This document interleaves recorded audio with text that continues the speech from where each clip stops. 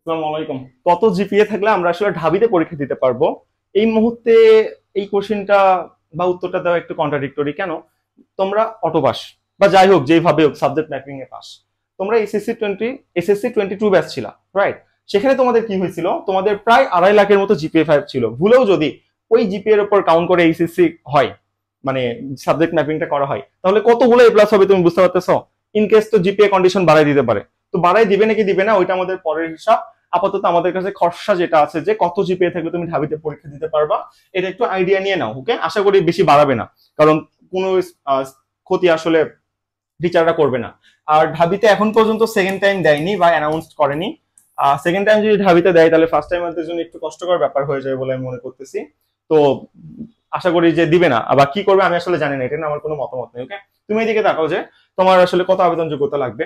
দেখো, তুমি একটু বোঝার চেষ্টা করো। তুমি যদি কিসের স্টুডেন্ট হও, সায়েন্সের স্টুডেন্ট হও, এটা তোমাকে আগে বলি। দেখো, এই ইউনিট কাদের জন্য? এই ইউনিট হলো অ্যাকচুয়ালি সায়েন্সের ইউনিট। এখানে সায়েন্সের সাবজেক্ট গুলো পাওয়া যায়। বি ইউনিট হলো আর্টস এর ইউনিট, আর্টস, এখানে আর্টস এর সাবজেক্ট পাওয়া যায়, যেমন ল, আইআর, ইকোনমিক্স, এটসেট্রা এটসেট্রা। ওকে, এখানে physics, chemistry, biology, molecular biology এই ইউনিটে এগুলো পাওয়া যায়। সি হলো তোমার কমার্সের ইউনিট। কমার্স মানে কি? বিজনেসের ইউনিট। বিজনেস ইউনিট মানে তুমি তো বুঝতেই পারতেছো যে এখানে আসলে তোমার কমার্সের সাবজেক্ট পাওয়া যাবে, ফিনান্স, ব্যাংকিং, এগুলো, মার্কেটিং ম্যানেজমেন্ট এগুলো। আর ট ইউনিট হলো চারুকলা। চারুকলা সাবজেক্ট মানে এখানে তোমার আসলে চারুকলা বিষয়ক মানে আর্ট যেটাকে আর কি বলা হচ্ছে। ওকে, এখন তুমি দেখো এখানে কত জিপিএ তোমার লাগবে। তুমি যদি সায়েন্সের স্টুডেন্ট হও, তুমি যদি সায়েন্সেই পরীক্ষা দিতে চাও, তাহলে এসএসসি বা এসএসসি তে মিনিমাম 3.50 করে লাগবে, আর টোটাল 8 লাগবে। তুমি বলতে পারো ভাই 3.50 3.50 8 কেমনে হয়, 7 তো হয়? এটা বলেনি, বলছে একটাতে তুমি যদি মিনিমাম 3.50 হয়, আরেকটাতে 8 হওয়ার জন্য যত লাগবে তত তোমার এখানে আসলে অ্যাড করতে হবে। তাহলে 5 3 8, এখানে 5 লাগতেছে। এইভাবে তোমাকে আসলে বুঝাই দিচ্ছে যে মিনিমাম 3.50 দুটা মিলে যোগ করে তোমার জন্য 8 পয়েন্ট মিনিমাম হয়। ঠিক আছে? আর জিপি এর উপর কিন্তু মার্কিং আছে, তোমরা জানো। 10 জিপি এর উপর কত মার্ক? 10 জিপি এর উপর হলো আসলে 20 মার্ক মার্কিং আছে। সো তোমার যদি 8 জিপিএ থাকে তাহলে তুমি 16 মার্ক পাবে। এখানে তুমি 4 মার্ক অন্যদের চেয়ে পিছিয়ে থাকবে। এটা হলো এখানকার ব্যাপার। দেন তুমি যদি দেখো এখানে বি ইউনিটের কথা, বি ইউনিট মানে হলো তোমাদের আর্টস এর ইউনিট। এখানে মিনিমাম 3.00 করে লাগে, টোটাল 7.50 লাগে। ওকে, সি ইউনিটে মিনিমাম 3.00, টোটাল 7.50। আর চ ইউনিটে 3.00, টোটাল 6.00, 6.50 এখানে লাগে। এখন এখানে তোমাকে আমি একটা ইন্টারেস্টিং ব্যাপার জানাই দিই। দেখো ভাই, তুমি এখন ঢাবিতে, হ্যাঁ, তুমি সায়েন্সের হও, কমার্সের হও, আর্টসের হও, তুমি যেটারই হও না কেন, ইউ ডোন্ট কেয়ার। তুমি যদি আর্টসের স্টুডেন্ট হয়ে মনে করো যে ভাইয়া আমি বিতেও পরীক্ষা দিব, ওকে, তুমি এতেও পরীক্ষা দিতে পারবা, তুমি সিতেও পরীক্ষা দিতে পারবা, তুমি চ ইউনিটেও পরীক্ষা দিতে পারবা। ঠিক আছে, তুমি 4টে ইউনিটে পরীক্ষা দিতে পারবা। কিন্তু তোমার জন্য সিট বরাদ্দ সবচেয়ে বেশি কোথায়? সবচেয়ে বরাদ্দ বেশি হলো বি ইউনিটে। বি ইউনিটে তোমার জন্য সিট এখানে প্রায় 1800-র মতো। যারা আমরা আর্টসের পোলাপান আছি, আর্টসের পোলাপানের জন্য 1800। বি ইউনিটে সায়েন্সের পোলাপান অর্থাৎ যারা ইউনিট চেঞ্জ করতে চাচ্ছে তাদের জন্য সিট হলো তোমার 932টার মতো। আর বি ইউনিটে যারা কমার্সের পোলাপানরা ইউনিট চেঞ্জ করতে চাচ্ছে তাদের জন্য সিট হলো 250+ মতো। ঠিক আছে, একটু হলো তোমাদের সিট। আর সি ইউনিটের কথা তুমি যদি চিন্তা করো, সেম, এটা তো আসলে কমার্সের ইউনিট, কমার্সের জন্য অ্যাকচুয়ালি। এখন তুমি কমার্সের যদি এখানে আর্টসের পোলাপান আসতে চাও, তোমার জন্য 50টার মতো সিট বরাদ্দ। সেম, এটা হলো সায়েন্সের। এই সায়েন্সের হয়ে তুমি যদি এখানে আর্টসের পোলাপান পরীক্ষা দাও, তোমার জন্য 50 থেকে 60টা সিট বরাদ্দ থাকবে। তুমি ভাবতে পারো মাত্র 50টা সিট পরীক্ষা দিয়ে কি হবে? লাভ আছে ভাই পরীক্ষা দিয়ে। কেন লাভ আছে? কারণ এখানে কেউ জানেই না যে তুমি আর্টসের পোলা বা মায়া তুমি বি ইউনিটের পাশাপাশি বাকি 3টে ইউনিটে পরীক্ষা দিতে পারো। এটা অনেকে জানেই না। তাই আমি বলি তোমার কাছে যতগুলো ভ্যাকেন্সি আছে ভাই তুমি সবগুলোই অ্যাপ্লাই করে রাখবা, এতে তোমাদের জন্য সুবিধা হবে। ঠিক আছে, আর আমি তোমাদের একটু একটা একটা প্যাটার্ন বলে দিই, তাহলে ভালো করে বুঝবা। নাম্বার 1, বুঝো, যদি ভুলেও ঢাবিতে সেকেন্ড টাইম দেয়, ঢাবিতে কি দেয়? সেকেন্ড টাইম দেয়, তাহলে তোমাদের উপর কি যাবে বলতো? একদম মানে পাহাড় পরিমাণ ঝামেলা চলে যাবে। কেন? ঢাবিতে সেকেন্ড টাইম দিলে নাম্বার 1, এখানে কারা পরীক্ষা দিবে? অন্য ভার্সিটির পাবলিকিয়ানরা যারা অলরেডি চান্স পেয়েছে। এখানে আর কারা পরীক্ষা দিবে? এখানে দিবে হলো সেকেন্ড টাইমাররা যারা কোথাও চান্স পায়নি। এখানে আর কারা পরীক্ষা দিবে? তোমাদের 24 ব্যাচের ফ্রেশাররা, যারা আসলে আতেল, বাংলা ভাষায় আতেল মানে প্রচুর পড়াশোনা করে, তারাও এখানে পরীক্ষা দিবে। মানে বুঝতে পারতেছো?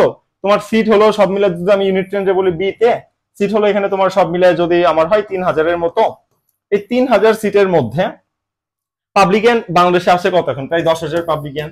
10,000 জনের মধ্যে প্রায় 5,000 জন পরীক্ষা দিবে। আর 5,000 জন পরীক্ষা দিলে 1,000 জন শিওর টিকবে। কারণ ভাই ওরা তো অলরেডি পাবলিকান, তাই না? কেন টিকবে না? বুঝো, সেকেন্ড টাইমাররা যারা টপার তোমার ব্যাচের, সেখান থেকে 500 জন টিকবে। তাহলে তোমাদের জন্য সিট কত কমে যাচ্ছে, তোমাদের জন্য ভ্যাকান্সি কত কমে যাচ্ছে, বুঝতে পারতেছো? সো আমি বলবো যে ভাই এখনই পড়াশোনা শুরু করে দাও, এই টাইমে পড়াশোনা শুরু করা জরুরি। এই জন্য কি করতে পারো, তোমাদের ইংলিশে যেহেতু জড়তা, তোমার একটা কাজ করতে পারো, এই চ্যানেলটা দ্রুত সাবস্ক্রাইব করো, করে এই হোয়াটসঅ্যাপ নাম্বারে স্ক্রিনশট দাও যে সাবস্ক্রাইব করছো। আমি তোমাকে এই 10টা ক্লাসের রেকর্ডিং দিব, পিডিএফ দিব, স্লাইড দিব এবং ফ্রি ব্যাচের লিঙ্ক দিব। তো এই ক্লাসগুলো তুমি যদি করো তাহলে তোমার ইংলিশ বেসিক 100% কভার হয়ে যাবে এবং তুমি যে কোনো ভার্সিটিতে বা ঢাবি সহ সবগুলোতে 5 থেকে 7টার মতো এমসিকিউ হুবহু বা প্যাটার্ন থেকে কমন পেতে বাধ্য। ঠিক আছে, সো তুমি এটা আমার থেকে কালেক্ট করে নিয়ে নিতে পারো। আর পাশাপাশি আমাদের ফ্রি ব্যাচে তুমি যদি অ্যাড হও, প্রতিদিন প্রবলেম সলভিং ক্লাস থাকে, মানে লাইভ ক্লাস থাকে, এটা তুমি জয়েন করতে পারবা। এটা তোমার জন্য অনেক বড় একটা ফ্যাসিলিটিস। কিন্তু যারা আমাদের পেইড ব্যাচে ভর্তি হবে তাদের জন্য আলাদা ফ্যাসিলিটিস। তোমাদের ডিরেক্ট এই যে 86 ইঞ্চি ডিজিটাল বোর্ড, এই ডিজিটাল বোর্ডে গুগল মিটে ক্লাস নেওয়া হবে, আনমিউট করে কোশ্চেন করতে পারবা, ক্লাসগুলো রেকর্ডিং থাকবে, এটা জিজ্ঞাসা করার কোনো মানেই হয় না। এগুলো সব, তারপরে ক্লাস সবগুলো হবে, এক্সাম হবে, এক্সিট সব থাকবে, এগুলো জিজ্ঞাসা করার কোনো মানেই হয় না। ঠিক আছে, তো আরো ডিটেল জানতে চাইলে বা ভর্তি হতে চাইলে এই হোয়াটসঅ্যাপ নাম্বারে নক দাও। এখানে ঢাবির ব্যাচ আছে, সেকেন্ড টাইমার ব্যাচ আছে, বিউপি ব্যাচ আছে। বিউপি হলো ওনলি বিউপির জন্য, সেকেন্ড টাইমার হলে একদম লাস্ট পর্যন্ত চলবে, এখানে এই সবগুলো ভার্সিটি কভার, আর ঢাবিতে ঢাবি সহ সবগুলো ভার্সিটি কভার। ঠিক আছে, এটা হলো তোমাদের অ্যাকচুয়াল ব্যাপার স্যাপার। তো ভর্তির জন্য এই নাম্বারে তুমি নক দিতে পারো। আর তুমি আমাদের প্যানেলে কেন অ্যাড হবা, মূলত গুগল মিট প্রিমিয়ামে ক্লাস নেওয়া হয়, আনমিউট করে কোশ্চেন করার সুযোগ, প্লাস রাজশাহী ইউনিভার্সিটি, আইবিএ থেকে, ঢাবি থেকে, জাহাঙ্গীরনগর টপার সহ সবগুলো মেন্টর প্যানেল আমাদের মধ্যেই উপস্থিত। তো তোমার যে কোনো প্রবলেম তুমি যে কারো থেকে 3-24 ঘন্টা সলভ নিতে পারতো, এটা হলো আমাদের সাকসেস। ডিসক্রিপশন বক্স থেকে দেখে নিও। আর তোমরা একটু মনে রাখবা, তোমরা যারা ঢাবিয়ান হবা ভবিষ্যতে, তোমরা অবশ্যই ঢাকা ভার্সিটির কোশ্চেন ব্যাংক, বিসিএস এর কোশ্চেন ব্যাংক, চবির কোশ্চেন ব্যাংক, রাবির কোশ্চেন ব্যাংক, এই 4টা কোশ্চেন ব্যাংক যদি শেষ করতে পারো মাশাআল্লাহ, নাও যদি পারো ঢাকা ভার্সিটি আর বিসিএস কোশ্চেন ব্যাংকের মধ্যে বাংলা, ইংলিশ, জিকে যে টপিকগুলো আছে, এই টপিকগুলো অবশ্যই অবশ্যই উইথ এক্সপ্লেনেশন ব্যাখ্যা সহ শেষ করে তারপর পরীক্ষায় বসতে হবে। কারণ বিসিএস থেকে হুবহু কমন চলে আসছে। তুমি বলতে পারো ভাইয়া ভাইয়া আমি ঢাবিতে পরীক্ষা দেবো, বিসিএস টা কেন পড়বো? ভাই দেখ, বিসিএস থেকে ঢাবিতে কমন আসে, তাই তোমার এই অবস্থায় বিসিএস কোশ্চেন ব্যাংকও শেষ করে ফেলতে হবে, কিচ্ছু করার নাই। ঠিক আছে, ফ্রি ব্যাচের জন্য তুমি ডেসক্রিপশন বক্স চেক করতে পারো। উইলান অ্যাডমিশন কেয়ার থেকে আবেদ মাহমুদ ছিলাম। আশা করি তোমরা ওয়াইজ ডিসিশন নিবা, তোমরা নিজের লাইফের সাথে কি চাও। পরবর্তীতে দেখা হবে, আজকে ছিলাম এতটুকুই। আসসালামু আলাইকুম, আল্লাহ হাফেজ।